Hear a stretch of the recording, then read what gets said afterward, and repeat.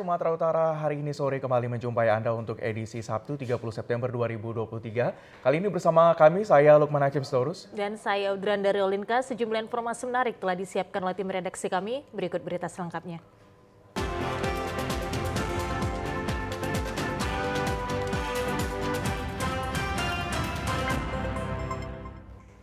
Saudara, sebuah video viral di media sosial memperlihatkan sekelompok organisasi masyarakat kepemudaan dengan seragam lengkap mendatangi satu restoran di Jalan Sisingamangaraja, Medan yang diduga meminta lahan pengelolaan parkir yang selama ini dikelola oleh pihak restoran tersebut. Kedatangan puluhan anggota Ormas Kepemudaan yang mengenakan seragam loreng disinyalir meminta pihak restoran untuk menyerahkan pengelolaan parkir kepada mereka yang selama ini dikelola oleh internal restoran. Namun kedatangan puluhan anggota Ormas dilengkapi dengan seragam loreng diduga membuat pengunjung restoran tidak nyaman sehingga merasa resah dan membagikan video amatir tersebut ke media sosial. Manajer restoran Romi Tampu Bolon menyebut meski kedua belah pihak telah dipertemukan oleh kepolisian Polsek Medan Kota, namun ia menyayangkan aksi Ormas Kepemudaan tersebut. Ia mengatakan sejak restoran pertama kali dibuka, mayoritas tenaga kerja berasal dari warga sekitar. Parkir itu adalah yang mengerjakan itu dan menjalankan itu adalah perusahaan untuk menunjuk karyawannya. Dan karena kita misalkan dari ada uang. Nah, pertemuan kita juga terakhir kali dengan ketuanya hari Selasa kemarin. Kita sudah juga meminta kepada ketuanya supaya tetap nama kita di atas kertas. Tapi beliau di belakang. Tapi ketua tersebut ngotot supaya parkir tersebut atas nama dia. Meski permasalahan ini telah diselesaikan dengan mediasi kepolisian, namun dirinya menyebut akibat peristiwa ini, para pengunjung restoran sempat terlihat ketakutan karena khawatir hal serupa akan terulang. Ia berharap pihak kepolisian dapat turut serta menjaga ketertiban dan keamanan sehingga terciptanya rasa aman bagi masyarakat. Keluarga korban yang diduga dibunuh berharap pihak kepolisian agar segera mengungkap kasus tersebut. Korban yang usai diotopsi di Rumah Sakit Bayangkara Medan langsung dibawa pihak keluarga ke kampung halamannya yang berada di Kabupaten Langkat. Jenazah berinisial H, perempuan yang berprofesi sebagai terapis pijat di kawasan Kecamatan Medan Barat yang ditemukan tewas di tempat kerjanya pada Jumat dini hari. Usai diotopsi, korban selanjutnya dibawa ke kampung halamannya di Kabupaten Langkat untuk dikebumikan. Sebelumnya, seorang wanita pekerja terapis pijat lulur ditemukan tewas di tempat kerjanya di kawasan Jalan Tengku Amir Hamzah pada Jumat dini hari. Kuat dugaan wanita pekerja terapis tersebut tewas dibunuh karena terdapat luka bekas cekikan di leher. Elisa, adik kandung korban, menceritakan awal mula dirinya mendapat kabar kakak kandungnya meninggal dunia. Setelah usai mendapat kabar, ia kemudian bergegas menuju tempat kejadian perkara dan melihat kakak kandungnya sudah dalam posisi terlentang di kamar tidak menggunakan pakaian. Elisa mengatakan saat melihat kondisi korban didapati luka di bagian leher, bekas cekikan, dan bagian telinga mengeluarkan darah. Diduga dilakukan pelanggannya yang saat ini pihak keluarga berharap polisi segera menangkap pelaku pembunuh korban dan menghukumnya. Barangnya hilang ada, HP dibawanya, terus dompet kakak saya, isi KTP, tas kakak saya dibawanya semua. Pembunuhan. Kalau kakak ini? Iya. Karena saya pun buat laporan kan korban memang pembunuhan. Harapannya ya ketemulah pelakunya, mendapatkan setimpal aja apa yang dibuat sama kakak saya. Kakak saya tulang punggung keluarga, Bang. Seorang anggota DPRD Medan yang memakai jaket ojek online dan menjadi penumpang di pesawat berbuntut panjang.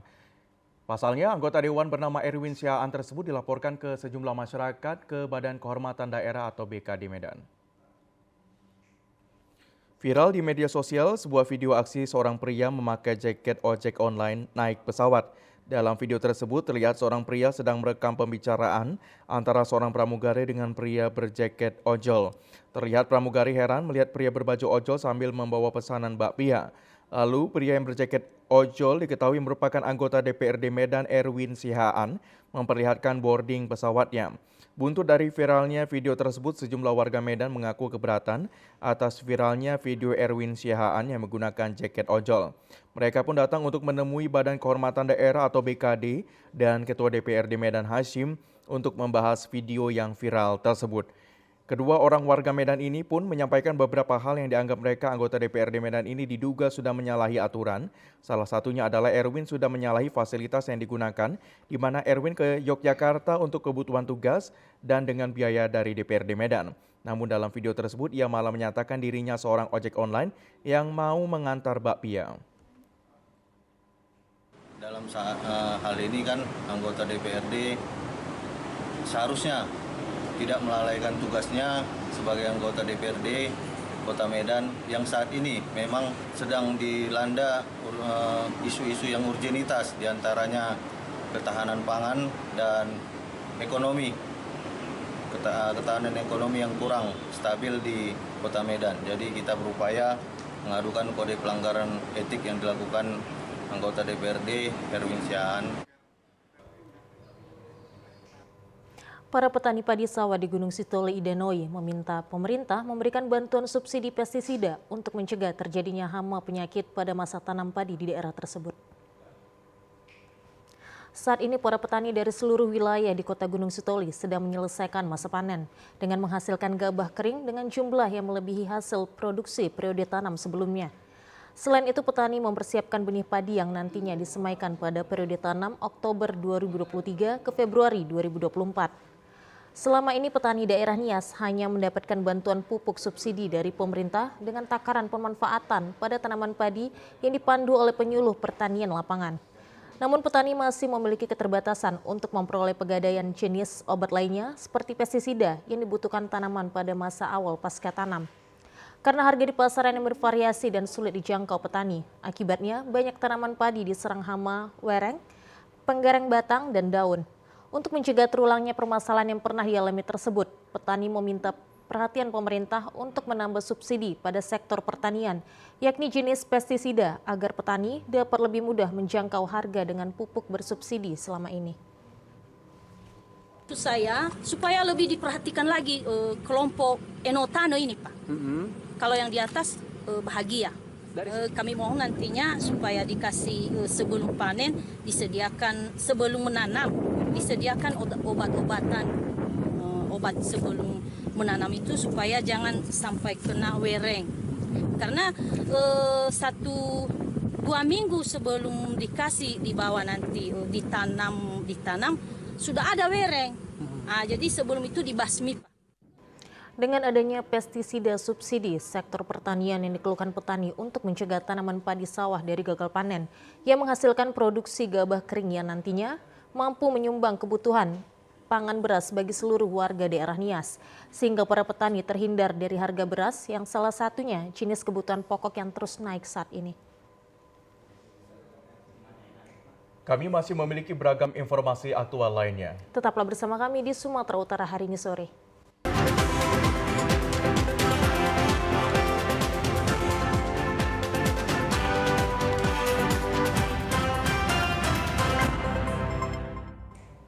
Terima kasih masih bersama kami di Sumatera Utara hari ini. Pemirsa, dalam rangka memberikan literasi bagi generasi muda untuk mampu berpikir kritis dalam menyikapi arus informasi yang bermanfaat, Komisi Penyiaran Indonesia Daerah KPID Sumatera Utara bekerja sama dengan Lembaga Penyiaran Publik LPP TVRI Sumatera Utara untuk memberikan literasi media penyiaran ramah anak.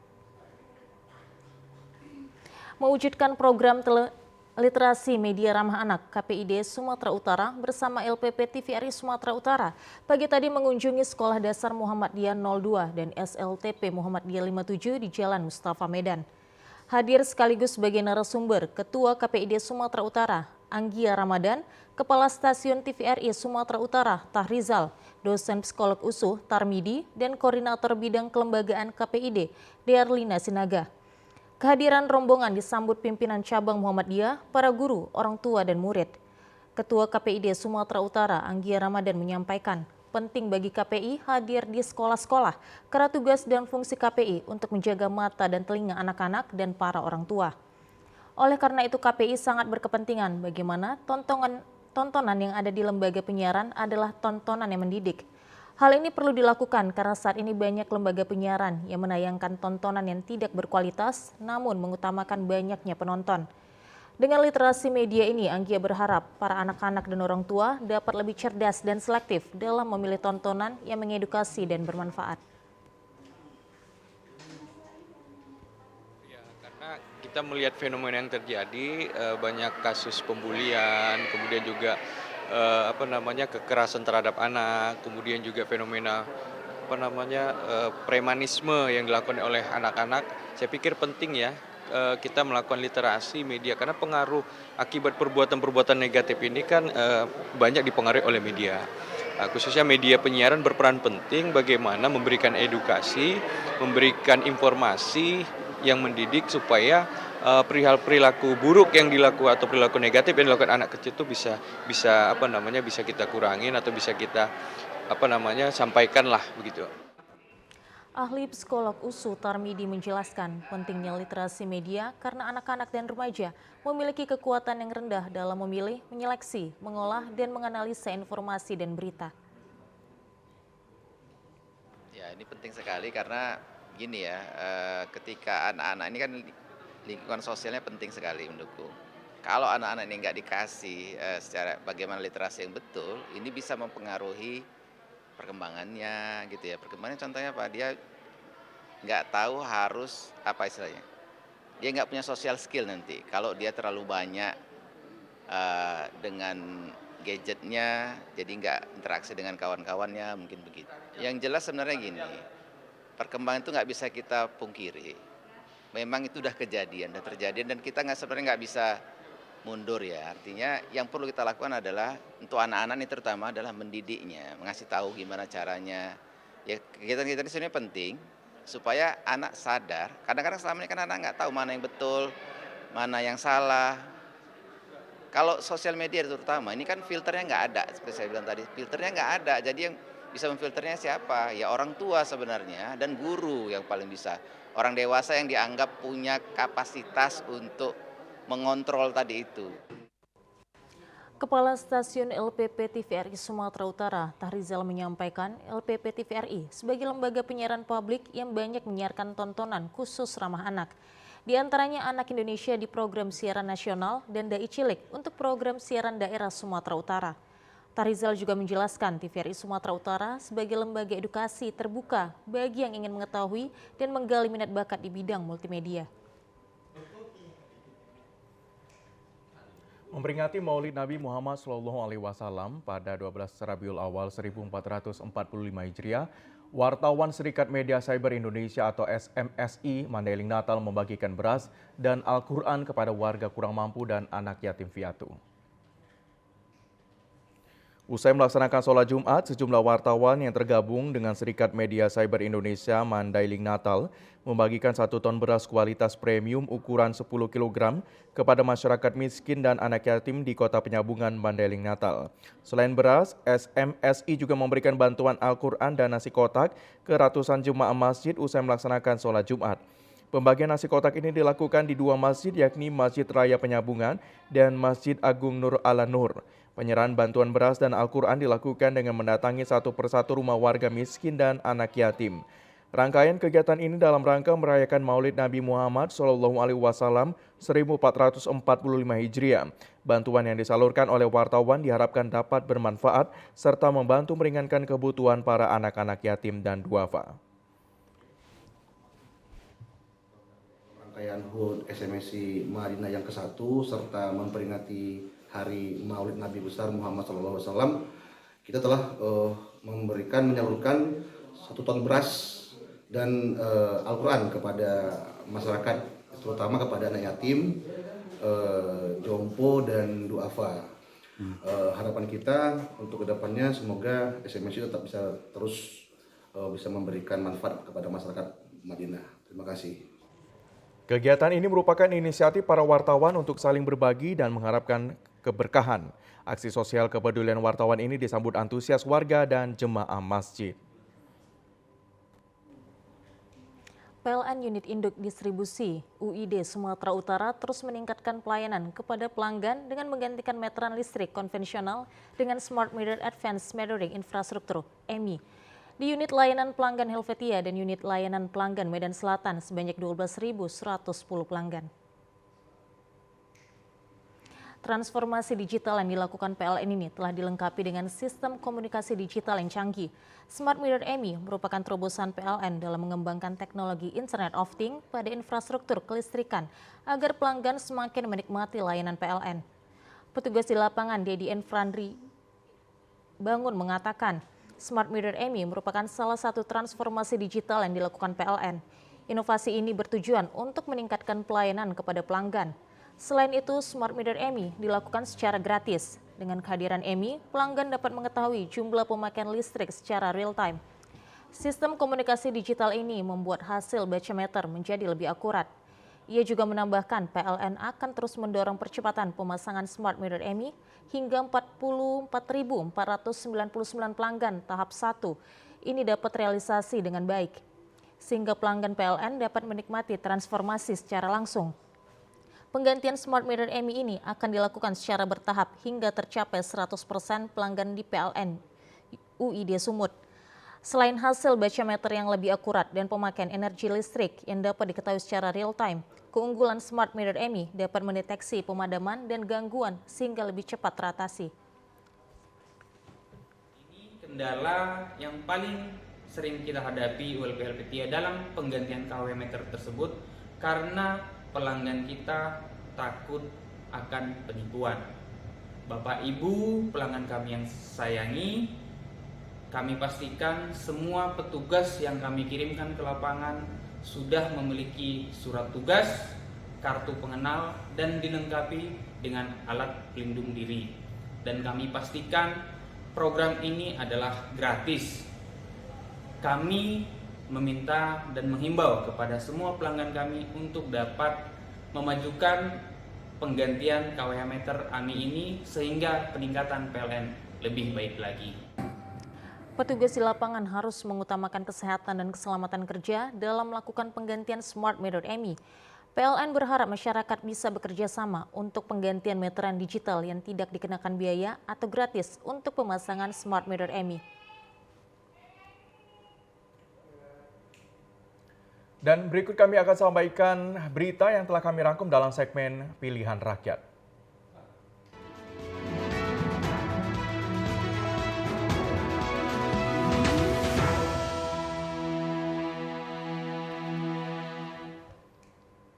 Warga Kota Gunung Sitoli terus memperoleh layanan publik pemerintahan urusan administrasi kependudukan termasuk perekaman kartu tanda penduduk elektronik menjelang hari pemungutan suara pemilu 2024. Terlihat kedatangan warga di ruang pendaftaran penduduk Dinas Dukcapil Kota Gunung Sitoli setiap saat terus menunjukkan peningkatan. Demikian grafik perekaman kartu tanda penduduk berdasarkan daftar kendali harian mencapai ratusan jiwa setiap pekannya. Dinas Dukcapil setempat memastikan kesadaran warga melengkapi dokumen kependudukan menjelang pemilu cukuplah tinggi, mendorong mereka mendapatkan layanan publik pemerintahan tersebut. Serta salah seorang warga, Yerisman Lase, mengatakan ia berkeinginan menggunakan hak pilihnya pada pemilu nanti untuk menjadi dirinya agar melengkapi dokumen adminduknya. Pesta Demokrasi di tahun 2024, kami sebagai warga negara Indonesia juga yang mau terlibat dalam hal Pesta Demokrasi dalam pemilu, kami juga mau syarat-syarat dalam pemilu tersebut dapat terpenuhi. Terus selanjutnya juga kami pengen terlibat dalam hal itu, artinya kami sebagai peserta dari kewarganegaraan Indonesia bisa memberikan hak pilih sesuai dengan hati nurani masing-masing. Kebetulan juga kita sudah berkeluarga, saya mengurus kartu keluarga baru, akte perkawinan, terus ada juga perubahan kartu tanda penduduk yang baru, perubahan data. Seiring banyaknya warga usia remaja yang terus memasuki umur 17 tahun, Dinas Kependudukan terus memantau data statistik jumlah warga wajib KTP elektronik nasional. Sebagai panduan dalam mengebut pelaksanaan layanan termasuk bagi pemilih pemula merupakan skala prioritas saat ini. Untuk menciptakan pemilu damai di Kota Sibolga, Polres Kota Sibolga menggelar kegiatan deklarasi pemilu damai yang diikuti hampir seluruh partai politik peserta pemilu 2024. Kapolres Kota Sibolga AKBP Taryono Raharja dalam kegiatan deklarasi tersebut mengajak seluruh pengurus partai politik Sibolga agar bersama-sama menjaga kekondusifan Kota Sibolga selama pelaksanaan pemilu. Selain itu, Kapolres Kota Sibolga juga mengimbau agar para peserta pemilu 2024 harus memiliki komitmen untuk tidak melakukan hal-hal yang bisa memicu terbentuknya kerawanan yang mencederai ketertiban pada pemilu mendatang seperti menyebarkan berita bohong. Kita melaksanakan deklarasi pemilu damai 2024 beserta penyelenggara dan seluruh partai politik. Harapan kami mempunyai komitmen yang sama untuk kita bisa ciptakan pemilu damai 2024 nanti berjalan dengan aman, damai dan kondusif. Salah seorang komisioner Komisi Pemilihan Umum Kota Sibolga yang hadir dalam acara deklarasi pemilu 2024 Kota Sibolga menyampaikan apresiasinya atas kinerja Polres Kota Sibolga yang telah menginisiasi kegiatan dalam menghadapi pemilu 2024 mendatang. Di antaranya dengan menggelar simulasi dan deklarasi pemilu damai yang diikuti hampir seluruh partai politik yang menjadi peserta pemilu. Dikatakan pemerintah Kota Sibolga maupun seluruh pihak terkait, termasuk partai politik di Kota Sibolga, agar bersama-sama menyukseskan pelaksanaan pemilu 2024 Kota Sibolga dengan saling bergandeng tangan untuk menciptakan kekondusifan. Kami dari KPU Kota Sibolga mengucapkan dan memberikan penghargaan yang setinggi-tingginya kepada Kapolres yang telah melaksanakan deklarasi pemilu damai tahun 2024 di wilayah Kota Sibolga serta telah melaksanakan simulasi pengamanan pemilu tahun 2024. Harapan kita KPU, Bawaslu beserta seluruh multi stakeholder bergandengan tangan untuk mensukseskan agar terciptanya pemilu yang tertib, lancar, aman dan damai di Kota Sibolga. Selain dihadiri partai politik peserta pemilu 2024, kegiatan deklarasi pemilu damai juga dihadiri pemerintah Kota Sibolga dan unsur Forkopimda. Pelanggaran puluhan baliho dan alat peraga kampanye yang ditempatkan di sejumlah ruang publik di Kota Gunung Sitoli luput dari pengawasan Badan Pengawas Pemilu Kota Gunung Sitoli karena mengganggu sejumlah pengguna jalan. Maraknya baliho dan alat kampanye ilegal yang terpasang di sejumlah sudut kota wilayah Gunung Sitoli saat ini tidak diketahui oleh Bawaslu. Pemasangan puluhan baliho tersebut diduga dilakukan oleh oknum simpatisan peserta pemilu. Sejauh ini Bawaslu Kota Gunung Sitoli menyatakan belum ada ketetapan kawasan yang menjadi lokasi pemasangan alat peraga kampanye pemilu, sehingga puluhan baliho yang terpasang disinyalir ilegal. Sejauh ini Komisi Pemilihan Umum di semua tingkatan belum menetapkan daftar calon tetap atau DCT baik anggota DPRD Kabupaten Kota, DPRD Provinsi, DPR RI, dan DPD RI serta Capres. Ketua Divisi Penanganan Pelanggaran dan Penyelesaian Sengketa Bawaslu Kota Gunung Sitoli, Nur Alian Lase menegaskan, sebagaimana tahapan pemilu batas akhir pencermatan daftar calon sementara atau DCS adalah tanggal 3 Oktober 2023, sementara penetapan daftar calon tetap atau DCT anggota legislatif baru dilaksanakan pada 3 November 2023.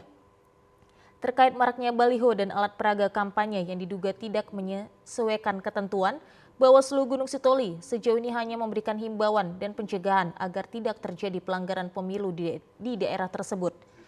Bawaslu Kota Gunung Sitoli menghimbau semua pihak dan peserta pemilu agar taat terhadap ketentuan tahapan pemilu yang sedang berlaku. Seorang penyelenggara pemilu itu baru dikatakan seorang calon apabila sudah ditetapkan oleh KPU Kota Gunung Sitoli khususnya. Nah, sesuai dengan tahapan PKP, sesuai dengan tahapan bahwa tanggal 3 November akan keluar pengumuman ya daftar calon tetap yang akan disampaikan oleh KPU. Setelah hal itu dikonfirmasi kepada pihak Bawaslu Gunung Sitoli, penyelenggara pemilu urusan pengawasan dalam waktu dekat akan turun ke lapangan untuk melihat potensi pelanggaran yang mungkin terjadi. Semua pihak termasuk peserta pemilu diminta Bawaslu setempat taat pada ketentuan kepemiluan sehingga pelaksanaan peserta demokrasi dapat berjalan baik. Komisi Pemilihan Umum KPUD Kabupaten Toba mencatat baru 8 partai politik di wilayah setempat yang sudah mengajukan permohonan pembukaan rekening khusus dana kampanye atau RKDK. Koordinator Divisi Teknis Penyelenggara KPUD Toba, Ranto Pasaribu, saat dikonfirmasi di kantor KPUD Toba, Jalan Tarutung Kilometer 2, Sopo Surung Baligi, Kabupaten Toba mengatakan, ke-8 parpol tersebut yakni Partai Buruh, Demokrat, Nasdem, PKS, PDIP, P3, PKB, dan Hanura. Pasca sosialisasi terkait pembukaan RKDK yang dilakukan KPU, hingga saat ini sudah ada 8 parpol yang mengajukan permohonan pengantar pembukaan rekening dana kampanye. Namun dari 18 parpol terdaftar baru 8 yang sudah diselesaikan berkasnya, sedangkan 10 parpol berkasnya belum diserahkan kepada pihak KPU di Toba. Ranto menyebutkan pembuatan rekening dana kampanye merupakan salah satu syarat bagi parpol untuk mengikuti tahapan pemilu. Pembuatan RKDK tersebut tertuang dalam Peraturan Komisi Pemilihan Umum PKPU nomor 18 tahun 2023 sesuai PKPU nomor 18 tahun 2023. Seluruh parpol peserta pemilu diwajibkan membuka rekening khusus dana kampanye. Seluruh parpol diharuskan membuat laporan awal dana kampanye LADK sebelum melakukan kampanye. Laporan dana kampanye parpol harus sudah diselesaikan sebelum tahapan kampanye yang dijadwalkan pada 28 November 2023 mendatang. Rekening dana kampanye parpol peserta pemilu harus ditutup bersamaan dengan berakhirnya masa kampanye, yakni pada 10 Februari 2024. Jadi kalau ada nanti hasil temuan dari audit pelanggaran atau aliran dana yang tidak sesuai dengan pelaporan, tentu ini kan ada beberapa rekomendasi audit nanti ke KPU. Berdasarkan rekomendasi audit, kalau ada yang uang yang sisa di rekening dana kampanye, tentu ini nanti harus dikembalikan dan di-store ke rekening partai. Jadi rekening dana kampanye berbeda dengan rekening partai. Pemirsa, kami akan segera kembali dengan sejumlah informasi lainnya. Tetaplah bersama kami di Sumatera Utara hari ini sore.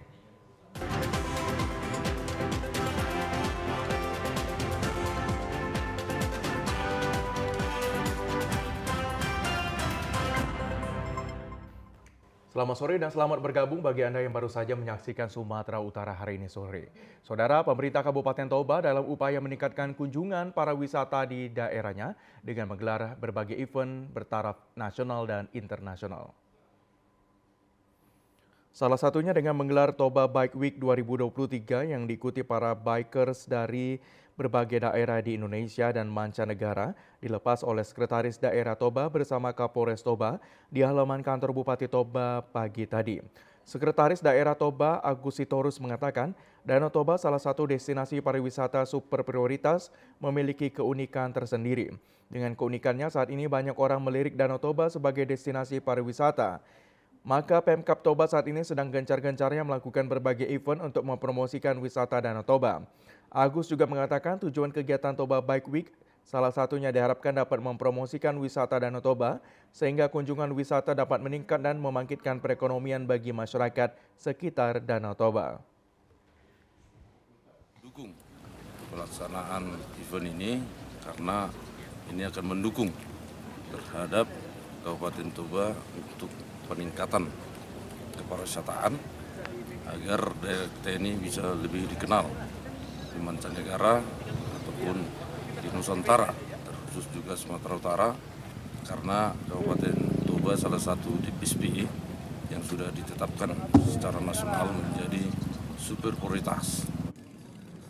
Sementara itu Kapolres Toba AKBP Taufik Hidayat Tayyip mengatakan pihaknya mendukung penuh terselenggaranya kegiatan Toba Bike 2023 ini, terutama di bidang keamanan dan ketertiban lalu lintas bagi bikers yang melakukan touring di sekitar kawasan Danau Toba. Dengan menyiapkan personel Polres Toba bersama Pemkab Toba dan panitia pelaksana, Taufik berharap kegiatan ini berjalan lancar dan dapat dipublikasikan di media sosial terlebih spot-spot wisata yang ada di Kabupaten Toba, secara khusus kawasan Danau Toba agar lebih dikenal masyarakat luas. Menyebar beberapa personil khususnya di jalan dan juga di simpang-simpang dibantu oleh teman-teman dari TNI dan juga dari Satpol PP dan juga masyarakat dan panitia. Jadi mudah-mudahan kegiatan ini berjalan lancar. Ya, yang paling pasti keamanan yang sudah kita siapkan memberikan kenyamanan kepada peserta dan juga kepada masyarakat yang akan beraktivitas.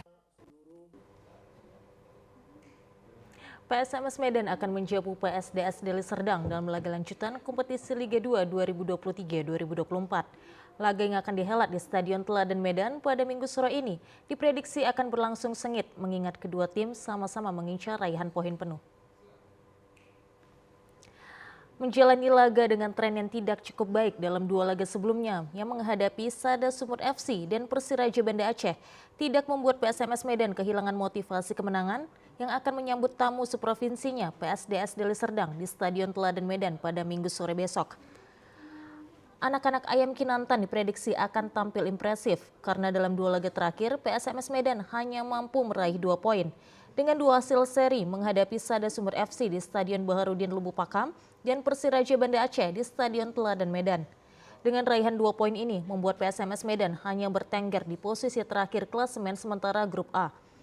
Meski menghadapi tekanan supporter pasca raihan yang kurang maksimal dalam dua laga terakhir, pelatih PSMS Medan Ridwan Saragi mengatakan akan tetap berusaha tampil maksimal dan menerapkan motivasi menang bagi anak-anak asuhnya. Secara taktikal bicara kepelatihan, bicara sepak bola, bukan hasil ya, nanti hasilnya. Progres anak-anak jauh signifikan meningkatnya, walaupun hasil yang utama. Itu sudah kita evaluasi untuk masalah pertandingan. Kemudian yang kedua, masalah susunan pemain. Masalah susunan pemain pastinya saya akan persiapkan menjelang hari H pertandingan 4-5 hari. Arti katanya saya kebetulan mempunyai pemain jumlah 30 orang dan seluruhnya dalam kondisi siap. PSMS Medan memiliki misi bermain dengan penuh semangat dan meraih poin penuh dalam laga kandang keduanya kali ini. Bermain di hadapan ribuan supporternya, Ayam Kinantan memiliki motivasi pantang kalah karena ini merupakan laga kandang terakhirnya sebelum bertandang ke Padang dan Riau. Pemirsa, berikut kami sampaikan informasi perakiraan cuaca di sejumlah daerah di Sumatera Utara dari Badan Meteorologi, Klimatologi, dan Geofisika Wilayah 1 Medan yang berlaku untuk esok Minggu 1 Oktober 2023. Halo Sobat BMKG, kembali lagi bersama saya Aryo Prasetyo, Perakirawan Balai Besar MKG Wilayah 1 Medan yang akan menyampaikan informasi perakiraan cuaca dan hotspot untuk Minggu 1 Oktober 2023. Untuk pagi hari, berawan dan berpotensi hujan ringan di wilayah Asahan dan Labuan Batu. Siang hingga sore hari berpotensi hujan dengan intensitas ringan hingga sedang di wilayah Sumatera Utara. Potensi hujan sedang terjadi di wilayah Langkat, Binjai, Deli Serdang, Medan, Karo, Serdang Bedagai, Batubara, Asahan, Simalungun, Tebing Tinggi, Pematang Siantar, dan sekitarnya.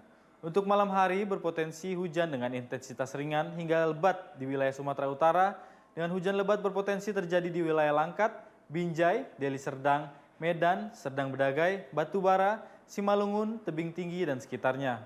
Untuk dini hari, potensi hujan dengan intensitas ringan hingga sedang di wilayah Sumatera Utara, dengan hujan sedang terjadi di wilayah Langkat, Binjai, Deli Serdang, Medan, Serdang Bedagai, Batubara, Asahan, Simalungun, Tebing Tinggi, Pematang Siantar, dan sekitarnya. Suhu udara berkisar 16 hingga 34 derajat Celcius, dengan kelembapan udara 60 hingga 98%. Angin bertiup dari tenggara hingga barat daya dengan kecepatan 10 hingga 30 km per jam. Titik panas atau hotspot di Sumatera Utara dari pantauan tanggal 29 September 2023 terdapat 8 titik, yaitu 1 titik di Labuan Batu Utara, 1 titik di Padang Lawas, 1 titik di Tapanuli Selatan, dan 5 titik di Labuan Batu. Himbauan untuk masyarakat untuk selalu waspada potensi hujan dengan intensitas sedang hingga lebat yang dapat disertai petir dengan angin kencang di pantai timur hingga lereng timur Sumatera Utara yang berpotensi mengakibatkan bencana hidrometeorologis seperti banjir dan longsor. Demikian perakiraan cuaca Minggu 1 Oktober 2023. Semoga bermanfaat bagi sobat semua. Terima kasih dan sampai jumpa. Pemirsa, kini saatnya kita ikuti Lintas Andalas.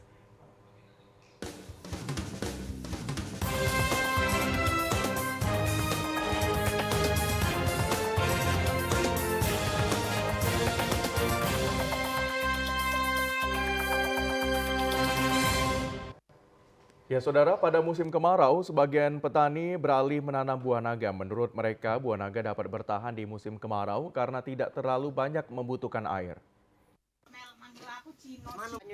Petani di kampung Sambirejo, Kelurahan Mariana, Banyuasin 1, Kabupaten Banyuasin, Sumatera Selatan, pada musim kemarau saat ini beralih menanam buah naga. Menurut Mahmud, salah seorang petani, buah naga ini sangat cocok hidup di musim kemarau karena buah naga mampu bertahan hidup dengan air secukupnya. Para petani di Sambirejo, Kelurahan Mariana ini sebelumnya menanam cabai, terong, timun, kangkung, bayam, dan masih banyak lagi. Mengingat wilayah Sambirejo ini terkena kemarau panjang, bahkan rawan kebakaran lahan sehingga para petani sangat terinspirasi menanam tanaman yang dapat hidup di musim kemarau, sehingga buah naga menjadi pilihan mereka. Buah naga ini sebenarnya pada dasarnya di musim kemarau ini kuat termasuk dibanding tanaman lain dia lebih tahan. Namanya tidak ada pengaruh Pak ya? Enggak segitunya sih sebenarnya. Enggak begitu pengaruh ya? Enggak. Sementara kita beralih ke buah naga. Lurah Mariana M. Fahmi mengungkapkan pihaknya akan membuat embung di lahan kosong agar air mengalir ke kebun buah naga. Alhamdulillah buah naga ini hidupnya di musim kemarau. Jadi istilahnya kemarau membawa berkah untuk para petani hortikultura ini. Ini kan kurang air. Gimana antisipasinya Pak untuk tanam tumbuh-tumbuhan yang membutuhkan air di musim kemarau ini Pak? Untuk solusinya mungkin nanti kita buat seperti embung di lahan kosong. Jadi air itu mengalir dari embung itu mengalir ke kebun ini dengan menggunakan mesin pompa. Ya. Kami akan berkoordinasi dengan perusahaan-perusahaan yang ada di sini untuk memajukan kebun inilah agar dikenal masyarakat lebih luas, agar mengangkat juga derajat Kelurahan Mariana dan Kecamatan Banyuasin 1. Dengan menanam buah naga ini, para petani sedikit lega setelah sebelumnya mengalami kegagalan. Jeffrey Aliansa, Tim Liputan TVRI Sumsel melaporkan. Tahapan pelaksanaan pemilihan umum tahun 2024 sudah berjalan. Pangdam 2 Sriwijaya mengingatkan netralitas TNI dalam pemilu. Jika ditemukan anggota TNI yang terlibat politik praktis, pihaknya akan memberikan sanksi tegas.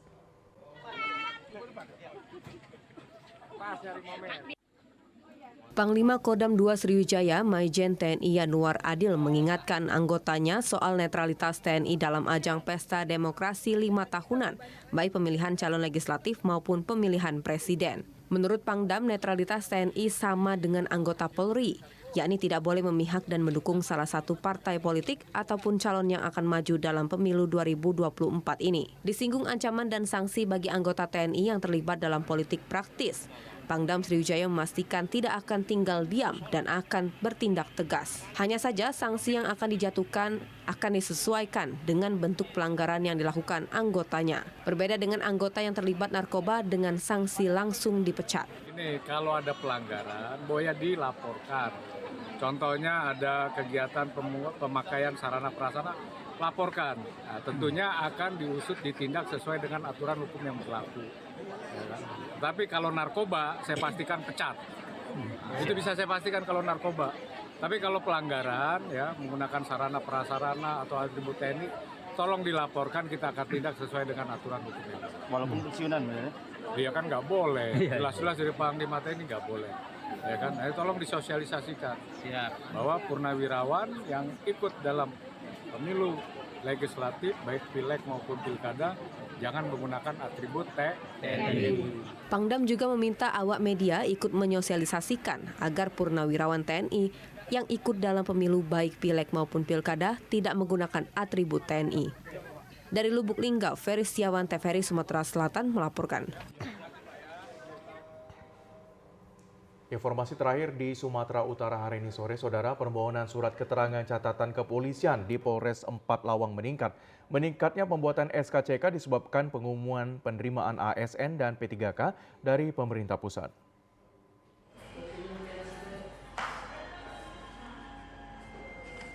Sejak pengumuman penerimaan ASN dikeluarkan pemerintah, pembuatan surat keterangan catatan kepolisian atau SKCK di Polres 4 Lawang meningkat drastis. Peningkatan jumlah pemohon SKCK terjadi pada bulan September karena adanya penerimaan CPNS dan P3K. Dalam 1 bulan terakhir, Polres 4 Lawang menerima 500 berkas pemohon yang berasal dari 10 kecamatan di Kabupaten 4 Lawang. Bulan September ini mengalami peningkatan untuk pendaftaran CPNS, P3K dan perusahaan sawit yang sedang dibuka. Lebih kurang kalau menurut data sekarang jumlah 500 lebih untuk masyarakat yang melakukan pembuatan SKCK di Polres Palawang dalam 1 bulan ini. Untuk masyarakat yang ingin membuat Informasi tadi mengakhiri jumpa kita di Sumatera Utara hari ini sore. Mewakili kerabat kerja yang bertugas, saya Lukman Hakim Storus. Dan saya Udrandi Rolinka mengucapkan terima kasih atas perhatian Anda. Selamat sore dan sampai jumpa.